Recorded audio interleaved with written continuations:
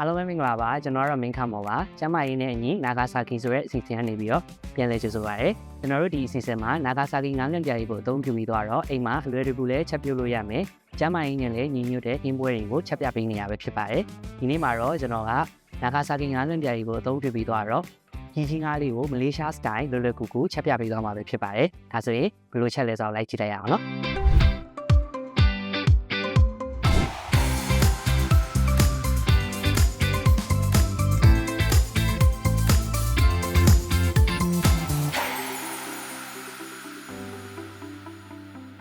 အခုပထမအောင်ဆုံးအနေနဲ့ဒီပြည်ချင်းကားလေးစပြီးတော့နှီးလိုက်မယ်ပေါ့နော်ဒီပြည်ချင်းကားကကျွန်တော်တို့ဒီမျက်လုံးတွေပါကြီးထုတ်ပြီးတော့သဲတွေပြအောင်လို့ဆေးကြောထားပြီးသားပေါ့နော်အခုအရင်ဆုံးခေါင်းဖြုတ်မယ်ဒီကအဖက်လေးခွာထည့်မယ်ကိုလုံးပေါ့နော်အဲ့ကိုလုံးကိုကျွန်တော်တို့အကွက်လေးပေါ်အောင်ဖော်လိုက်ပပစိတ်လေးတွေကျွန်တော်တို့မပြတ်အောင်ပေါ့နော်နှီးသွားမယ်ဒီလိုနှီးပြီးသွားရင်ချက်ချေကကန့်လန့်လေးတစ်ခေါက်ပြန်တင်မယ်နော်လိုမျိုးနှီးပြီးသားဟာလေးတွေမှာကိုယ့်ရဲ့ပြည်ချင်းကအရွယ်ပေါ်မှာမူတည်ပြီးတော့၄ပိုင်းပိုင်းချင်လည်းရတယ်နှစ်ပိုင်းပဲပိုင်းချင်လည်းရတယ်ကျွန်တော်ကတော့ဒီနေ့ကောင်းနေကြီးရထားလေးကို၄ပိုင်းပိုင်းလိုက်နော်ဟိုပြည်ချင်းကပြီးသွားပြီဆိုရင်ပြည်ချင်းကားထဲမှာထည့်ချက်ဖို့အတွက်ပေါ့နော်ဟင်းရွက်ကလေးနည်းနည်းပြင်လိုက်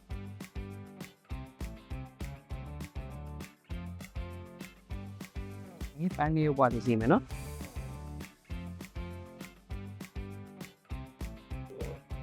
ပြီးဒီရုပ်သီးအနီလေးလည်းပပလင်းစီတာမလို့ချက်တော့အနီလေးကိုလည်း၄စိတ်တင်ထားမယ်ပြီးသွားရင်ကျွန်တော်ဟင်းနှိမ့်ချက်ဖို့အတွက်ချက်တော့အဖြူအနီလေးလုံးလုံးဆင်လိုက်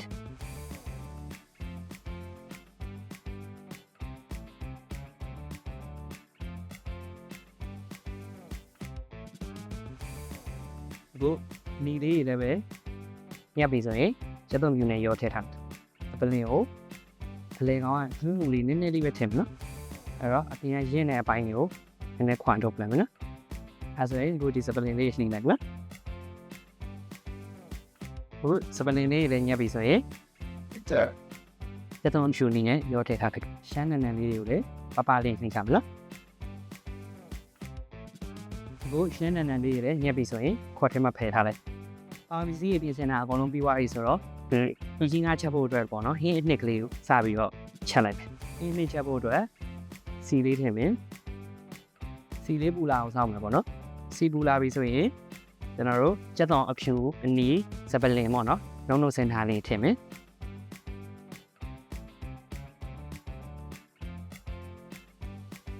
ဟိုချက်တော်အဖြူနီလေးစပလင်လေးစီတက်တာနည်းနည်းလေးကျွတ်လာပြီဆိုရင်ဟုတ်ဆန်ဝင်းလေးနည်းနည်းထည့်မယ်နော်ပြီးအယောင်နေမုံထည့်မယ်ဒီနေရာမှာကျွန်တော်တို့ကပို့ပြီးတော့အယောင်လှခြင်းနဲ့အဆက်ကြိုက်တယ်ဆိုရင်တော့ငရုတ်သီးအပွားကြောက်တို့အရှင်ကြောက်တို့ပေါ့နော်ရေစိမ်ပြီးတော့ကြိတ်ပြီးတော့ထည့်လို့လည်းရပါတယ်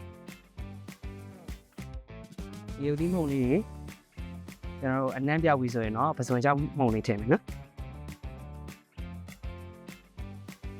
ပြီးရင်ကျွန်တော်တို့နာဂါဆာကီငါးငန့်ပြားကြီးထည့်ပါမယ်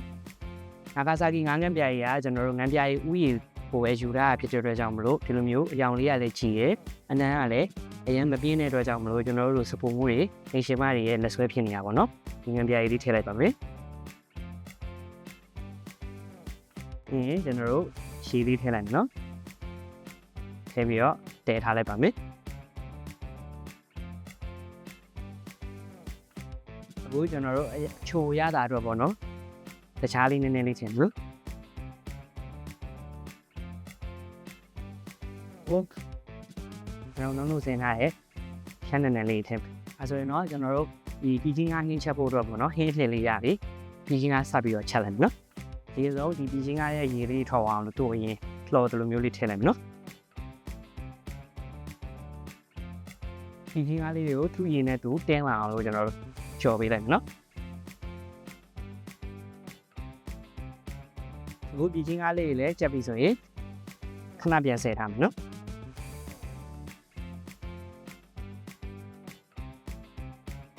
ဒီချင်းကားလေး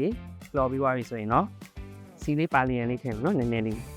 ဆွဆွလှုပ်ထားရဲနင်းနင်းညွတ်တွေအကုန်ထည့်မယ်ပေါ့နော်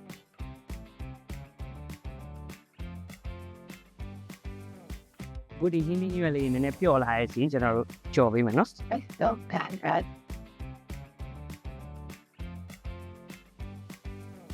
အခုအင်းဒီညွတ်လေးနည်းနည်းနိုးလာပြီဆိုရင်ပြင်ချင်းကားလေးပြန်ထည့်မယ်ပြီးရင်ကျွန်တော်တို့စောစောတော့နာဂါဆာကီငါးငတ်ပြားရည်နဲ့ချက်ထားတဲ့ဒီငရုတ်နှစ်လေးထည့်မယ်နော်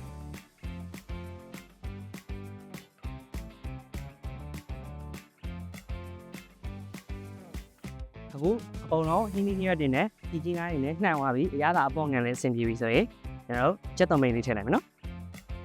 ဒါဆိုရင်တော့နာဂါဆာကီငါးငတ်ပြားရည်ကိုအသုံးပြုပြီးတော့ချက်ထားတဲ့မလေးရှားစတိုင်ပြင်ချင်းကားချက်လေးရပါပြီ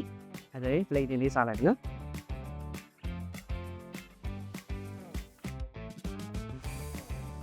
အခုဆိုရင်တော့နာဂါဆာကီငါးငတ်ပြားရည်ကိုအသုံးပြုပြီးတော့ချက်ထားတဲ့မလေးရှားစတိုင်ပြင်ချင်းကားချက်လေးရပါပြီ